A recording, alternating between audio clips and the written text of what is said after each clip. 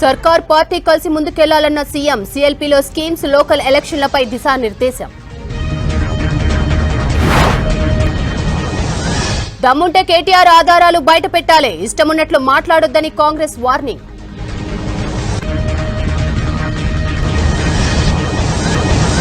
Scam లేదంటే రాజకీయ సన్యాసమన్న కేటీఆర్, ఎల్లంపల్లిని బీఆర్ఎస్ఏ పూర్తి చేసిందన్న హరీష్.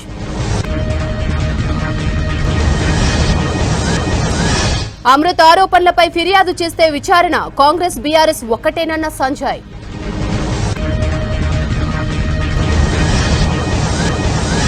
రాష్ట్రంలో మరో 4 రోజులు భారీ వర్షాలు, ఆవర్తనం బలపడి అల్పపీడనమయ్యే ఛాన్స్.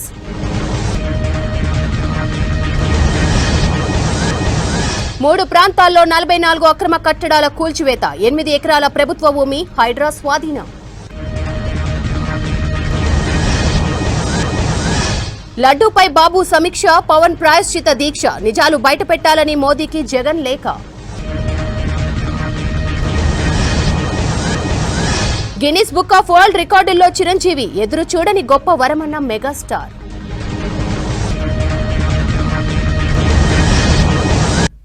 యుఎస్ క్వాడ్ సదస్సులో బైడెన్ తో మోదీ భేటీ, స్పీచ్ లో మరోసారి తడబడిన ప్రెసిడెంట్.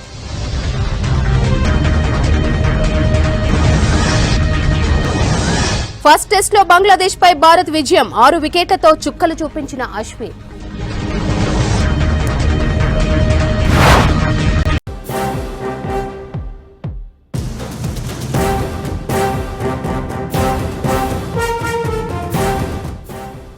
ముఖ్యమంత్రి రేవంత్ రెడ్డి అధ్యక్షతన జరిగిన సీఎల్పీ భేటీలో కీలక నిర్ణయాలపై చర్చించారు.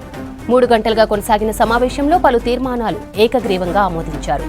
మహేష్ కుమార్ గౌడ్ ను పీసీసీ చీఫ్ గా నియమించినందుకు పార్టీ జాతీయ అధ్యక్షుడు ఖర్గే, సోనియా, రాహుల్ గాంధీకి ధన్యవాదాలు తెలుపుతూ ఏకగ్రీవ తీర్మానం సీఎల్పీ ఆమోదించింది. ఈ సందర్భంగా నూతన పీసీసీ చీఫ్ రేవంత్ రెడ్డి మహేష్ కుమార్ గౌడ్ ను శాల్వాతో సత్కరించారు. పీసీసీ చీఫ్ మహేష్ కుమార్ గౌడ్ విద్యార్థి ఎన్ఎస్యుఐ ఉద్యమాల నుంచి ఎదిగిన నేత అంటూ కొనియాడారు. ఈ భేటీకి మంత్రులతో సహా ఎమ్మెల్యేలు, ఎమ్మెల్సీలు హాజరయ్యారు. సీఎల్పీ మీటింగ్ కు సంబంధించి మరిన్ని అప్డేట్స్ రాజు అందిస్తారు. రాజు, డీటెయిల్స్ ఏంటి? Thank you Sravanthi. కాంగ్రెస్ పార్టీకి సంబంధించి సిఎల్పి సమావేశం జరిగింది. కాంగ్రెస్ పార్టీ శాసనసభ పక్ష సమావేశం జరిగింది. దాదాపు 3 గంటల పాటు సుదీర్ఘమైన సమావేశం జరిగింది. ఈ సమావేశానికి సీఎం రేవంత్ రెడ్డి అధ్యక్షతన వహించారు. ఈ సమావేశంలో కాంగ్రెస్ పార్టీ రాష్ట్ర వ్యవహారాల ఇన్ఛార్జి దీపదాస్ మున్షి, అదేవిధంగా ఏఐసిసి సెక్రటరీలు, కాంగ్రెస్ పార్టీకి సంబంధించిన ఎమ్మెల్యేలు, మంత్రులు, ఎంపీలు హాజరయ్యారు. కాంగ్రెస్ పార్టీను ప్రభుత్వం 2 సమన్వయం చేసుకొని ఏ విధంగా ముందుకెళ్లాలి, 9 నెలల కాలంలో రాష్ట్ర ప్రభుత్వం చేపట్టిన సంక్షేమ పథకాలను ప్రజల్లోకి తీసుకెళ్లడంలో చాలా వరకు వైఫల్యం చెందింది. కాబట్టి పార్టీ కార్యక్రమాలు, అదేవిధంగా ప్రభుత్వ సంబంధించిన సంక్షేమ పథకాలను జనాల్లోకి తీసుకెళ్లడంలో సమన్వయం చేసుకొని ముందుకు తీసుకెళ్లాలని ఈ సిఎల్పి సమావేశంలో నిర్ణయించారు. అదేవిధంగా ప్రధానంగా రైతు రుణమాఫీ చేసిన అంశం, దేశంలో ఎక్కడ ఏకకాలంలో 2 లక్షల రుణమాఫీ చేసిన దాఖలాలు లేదు. కాంగ్రెస్ పార్టీ కేవలం ఏకకాలంలో 2 లక్షల రుణమాఫీ చేసిన అంశాన్ని ప్రజల్లోకి తీసుకెళ్లడంలో చాలా వరకు విఫలమయ్యాం. ఆశించిన స్థాయిలో మైలేజీ రాలేదు. కాబట్టి అలా కావాలని చూసుకోవాలని ఈ సిఎల్పి సమావేశంలో చర్చించారు. దాంతోపాటు ప్రధానంగా ప్రతిపక్ష పార్టీలకు సంబంధించిన ఆరోపణలను ఏ విధంగా ఎప్పటికప్పుడు తిప్పికొట్టాలని కూడా దిశానిర్దేశం చేశారు. ఇక చాలా వరకు స్థానిక సంస్థల ఎన్నికల్లో కూడా మెజార్టీ స్థానాలను జెడ్పీటీసీలను, ఎంపీటీసీలను, సర్పంచ్లను గెలిపించుకోవడానికి కాంగ్రెస్ పార్టీకి సంబంధించిన నేతలు, మంత్రులు, ఎమ్మెల్యేలు పనిచేయాలని కూడా ఈ సమావేశంలో కూడా సుదీర్ఘంగా చర్చించారు. రేవంత్ రెడ్డి తాను 9 నెలల కాలంలో ఒక్కరోజు కూడా సెలవు తీసుకోకుండా చాలా కీలకంగా పనిచేశాను, పార్టీలో కీలకంగా పనిచేసిన, కష్టకాలంలో పనిచేసిన వారికి నామినేటెడ్ పదవులను కట్టబెట్టాను, భవిష్యత్తులో కూడా వారికి కష్టకాలంలో పనిచేసిన వారికి నామినేటెడ్ పదవులు వస్తాయి అని ఒక భరోసా ఇచ్చే ప్రయత్నం చేశారు. అదేవిధంగా డీసీసీ త్వరలో జరగబోయే అంటే కాంగ్రెస్ సంబంధించిన పీసీసీ ఎంపిక జరిగింది.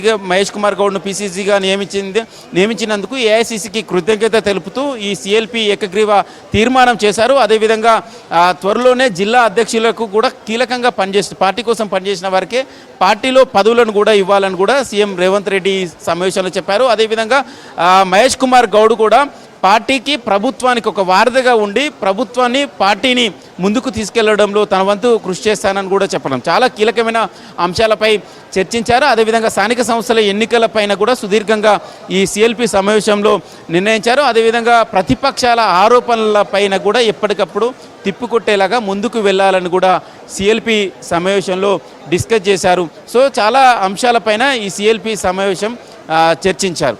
ప్రభుత్వ కార్యక్రమాలు చూసి ఓర్వలేకే కేటీఆర్ విమర్శలు చేస్తున్నారని ఆరోపించారు మంత్రులు. అమృత్ టెండర్లలో అవినీతి జరిగితే ఆధారాలు ఏవని ప్రశ్నించారు. ఫ్రస్ట్రేషన్లోనే కేటీఆర్ ఇష్టం వచ్చినట్లు మాట్లాడుతున్నారన్నారు. పదవులున్నా లేకున్నా ప్రజల కోసమే పనిచేస్తామన్నారు మినిస్టర్స్.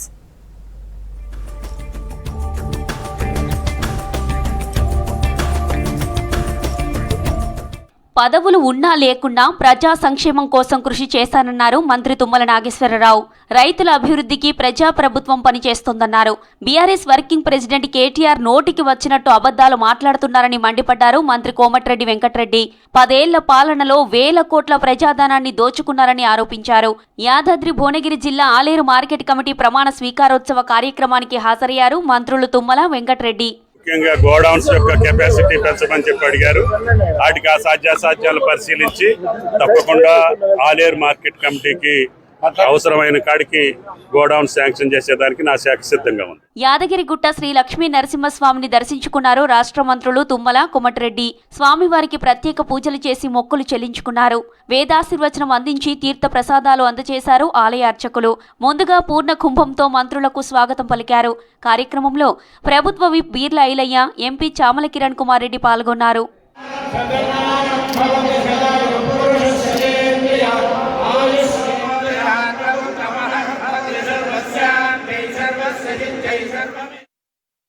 అమృత్ టెండర్లలో అవినీతిపై ఆధారాలుంటే కేటీఆర్ బయట పెట్టాలని డిమాండ్ చేశారు మంత్రి కోమటిరెడ్డి వెంకటరెడ్డి.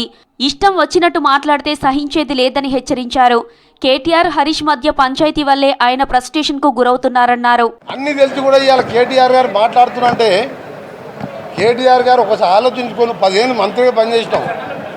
నువ్వు చిన్నపిల్లని కాదు, 10 ఏళ్ళు మినిస్టర్గా పనిచేసినావు. కేంద్రంలో నీకు 8,000 కోట్లు నువ్వు చెప్పే ఫిగర్ శాంక్షన్ అయినట్టు పేపర్ తీసుకురా. పేపర్ తీసుకొచ్చి చూపి దేనికైనా సిద్ధమే మేమందరం.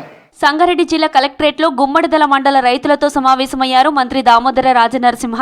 గుమ్మడిదలలో ఏర్పాటు చేస్తున్న డంపింగ్ యార్డును వ్యతిరేకిస్తూ రైతులు ఆందోళనకు దిగారు. దీనిపై వారితో చర్చించారు దామోదర.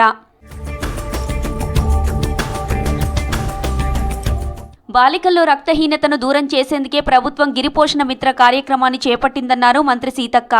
ఉమ్మడి ఆదిలాబాద్ జిల్లా ఉట్నూరు మండల కేంద్రంలోని గిరిజన సంక్షేమ బాలికల స్కూల్లో ఈ ప్రోగ్రాంని ప్రారంభించారు. గిరిజన ప్రాంతాల్లోని బాలికలు, మహిళలు ఆరోగ్య విషయంలో జాగ్రత్తలు తీసుకోవాలన్నారు మంత్రి సీతక్క. కలుషితం లేనటువంటి, పెస్టిసైడ్స్ ఎక్కువ లేనటువంటి అవి తీసుకుంటే మన బాడీలో రెసిస్టెంట్ పవర్ ఉంటుంది. ఆ పవర్ ఉన్నప్పుడు బాడీలో రోగ నిరోధక శక్తి అంటారు. ఎలాంటి జబ్బు వచ్చినా తట్టుకునే శక్తి మన బాడీలో ఉండాలంటే మన బాడీలో పెస్టిసైడ్స్ ఉన్నటువంటి ఫుడ్ ఎక్కకూడదు, రాకూడదు. ఆదివాసీ మహిళలపై జరుగుతున్న ఆకృత్యాలపై హైపవర్ కమిటీ నివేదికను సీఎం రేవంత్ రెడ్డికి సమర్పిస్తామన్నారు మంత్రి సీతక్క. బీఆర్ఎస్ జైనూరు ఘటనను రాజకీయం చేస్తోందని ఫైర్ అయ్యారు. బీఆర్ఎస్ 10 ఏళ్ల పాలనలో మహిళలపై జరిగిన అత్యాచార ఘటనలను బయటికి రానివ్వలేదన్నారు. ఆదివాసీ బాధిత కుటుంబాన్ని ఆదుకుంటామన్నారు సీతక్క. వాళ్ళు వచ్చిన కాడ నుంచి ప్రతిరోజు ఇదే మాట్లాడుతున్నారు మమ్మల్ని. చాలా వాళ్ళ హయాంలో పెరిగినాయి. ఎవరి హయాంలో జరిగినా ఇది తప్పు, ఇది కంట్రోల్ చేయాలి. ఆడవాళ్ళను పూజించే దేశము, ఆడవాళ్ళను గౌరవించే ప్రాంతాలు. కాబట్టి మేము కూడా కొత్తగా సిలబస్లో కూడా తీసుకోవాలి. శిక్షణ, అవేర్నెస్ అండ్ పనిష్మెంట్, ఈ 2 ఉండాలి. ఆచార్య నాగార్జునుడి బోధనలను ఆచరిస్తే జీవితంలో సగం సమస్యలు పరిష్కారం అవుతాయన్నారు మంత్రి జూపల్లి కృష్ణారావు. హైదరాబాద్ బేగంపేట టూరిజం ప్లాజాలో తెలంగాణ పర్యాటకాభివృద్ధి సంస్థ, హైదరాబాద్ బైక్ రైడర్ సంయుక్తంగా ర్యాలీ నిర్వహించారు. రైట్ టు నిర్వహణ పేరుతో నిర్వహించిన ర్యాలీని జెండా ఊపి ప్రారంభించారు మంత్రి. ఆ తర్వాత బైక్ రైడ్ చేశారు.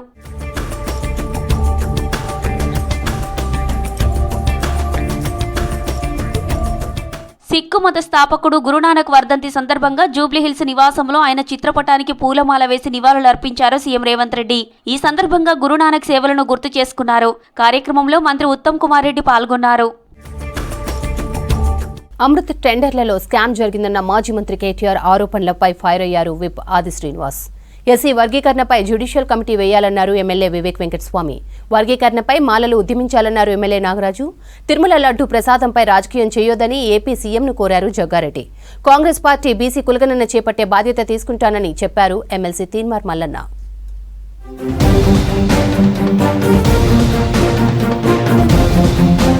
అమృత్ టెండర్లు 3,516 కోట్లకు పిలిస్తే 8,888 కోట్ల అవినీతి ఎలా జరిగిందని కేటీఆర్ ను ప్రశ్నించారు ప్రభుత్వ విప్ ఆది శ్రీనివాస్. మంత్రి పొంగులేటి సవాల్కు కేటీఆర్ భయపడుతున్నారని అన్నారు. సిట్టింగ్ జడ్జి అంటూ సన్నాయి నొక్కులు నొక్కుతున్నారని ఫైర్ అయ్యారు. 10 ఏళ్ల బీఆర్ఎస్ పాలనలో జరిగిన అవినీతంతా బయటకు తీస్తామని చెప్పారు ఆది శ్రీనివాస్. కేటీఆర్ గారు అసలు టెండర్లు పిలిచిందే అమృత్లో 3,516 కోట్లయితే ఆ 4-8 అంకెలు మీరు అన్నారే 8,888 కోట్ల అవినీతి జరుగుతుందని చెప్పని అంశంలో మా మంత్రి గారు మాట్లాడినటువంటి మాటలకు నేరుగా సమానం చెప్పకుండా అసలు 3,516 కోట్లు టెండర్ పిలిస్తే 8,888 కోట్లు ఎక్కడ అవినీతి జరిగింది, ఎందుకు ఈ దుష్ప్రచారము, ఎందుకు బట్టగాల్చి మా ప్రభుత్వం పైన వేస్తున్నారు, మా రేవంత్ రెడ్డి గారిని మా ముఖ్యమంత్రి గారిని విమర్శిస్తున్నారు. ఎస్సీ వర్గీకరణపై జ్యుడిషియల్ కమిటీ వేయాలన్నారు చెన్నూరు ఎమ్మెల్యే వివేక్ వెంకటస్వామి. దీనిపై ఇప్పటికే సీఎం రేవంత్ ను కలిసి చర్చించామన్నారు. సమీకరించు, బోధించు, పోరాడు అనే నినాదంతో మాలలో ఉద్యమించాలన్నారు వర్ధనపేట ఎమ్మెల్యే నాగరాజు. అబిడ్స్ లో నిర్వహించిన మాల ఉద్యోగుల ఆత్మీయ సమ్మేళనంలో పాల్గొన్నారు ఎమ్మెల్యేలు. ఎస్సీ వర్గీకరణపై సుప్రీంకోర్టు తీర్పు, మాలల ఐక్యతపై సమ్మేళనంలో చర్చించారు నేతలు.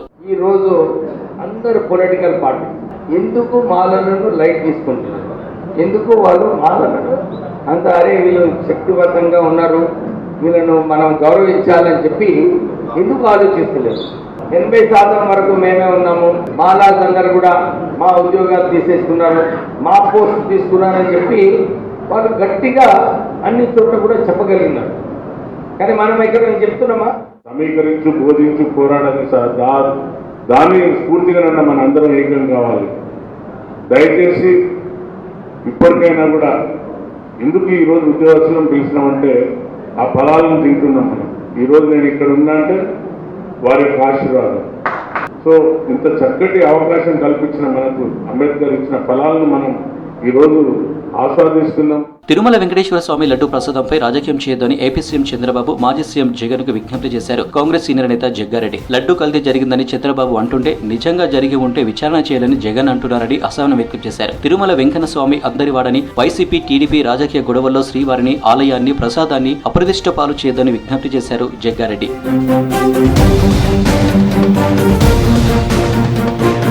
కాంగ్రెస్ పార్టీ బీసీలకు 42% రిజర్వేషన్తో పాటు బీసీ కులగణన చేపట్టే బాధ్యత తాను తీసుకుంటానని హామీ ఇచ్చారు ఎమ్మెల్సీ తీన్మార్ మల్లన్న. రాజకీయాల్లో ఉద్యోగ అవకాశాల్లో బీసీలకు న్యాయం జరగడం లేదన్నారు. లగడి కపుల్లో బీసీ డిమాండ్స్ పై నిర్వహించిన రౌండ్ టేబుల్ సమావేశంలో పాల్గొన్నారు ఎమ్మెల్సీ. తెలంగాణ రాష్ట్రంలో బీసీలకు ఏం చేసిరా అంటే ఎవరు చెప్పాడు.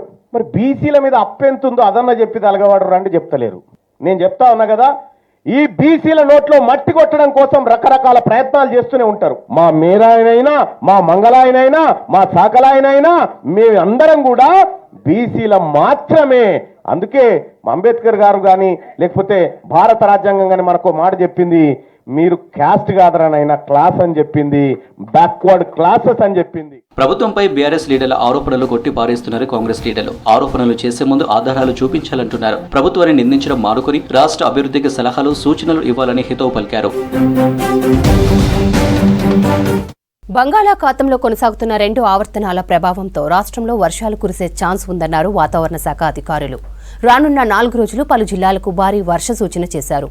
ఇవాళ 10 జిల్లాలకు ఎల్లో అలర్ట్ ఇచ్చారు. ఇక రేపు ఆవర్తనం అల్పపీడనంగా బలపడే అవకాశం ఉందని చెప్పారు. ఇక ఇవాళ సిటీతో పాటు జిల్లాల్లో అక్కడక్కడ వాన్లు కురిశాయి.